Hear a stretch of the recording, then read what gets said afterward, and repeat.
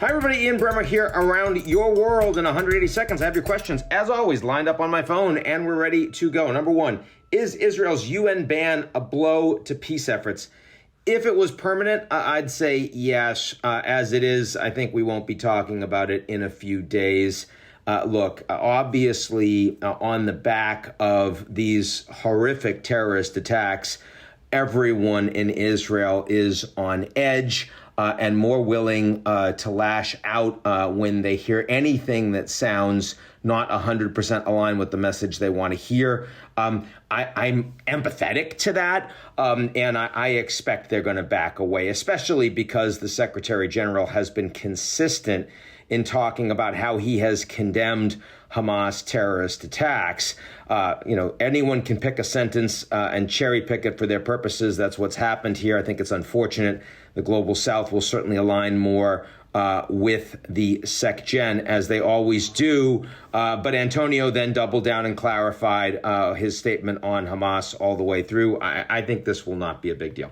Will Qatar's diplomacy efforts secure the release of Gaza hostages, meaning more Gaza hostages? We've got 4 out so far. I certainly think a lot more can be released if there is further delay for Israel on the ground assault. And, frankly, I think that there's very good reason for the Israelis to continue to hold off. The fact of the matter is you will get more citizens, not military people that have been captured, and there are a bunch of those too.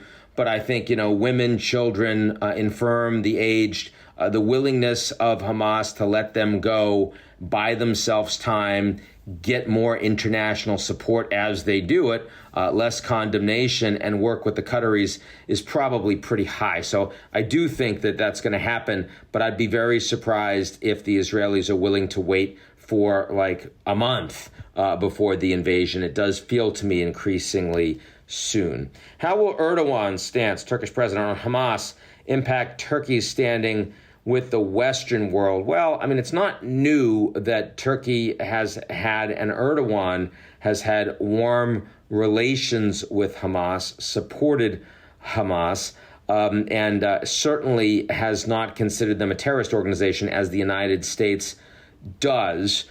He also has recently, after the terrorist attacks, refused to condemn them. That is a harder line policy than we see even from the Kingdom of Saudi Arabia right now. And keep in mind, Turkey is a NATO ally.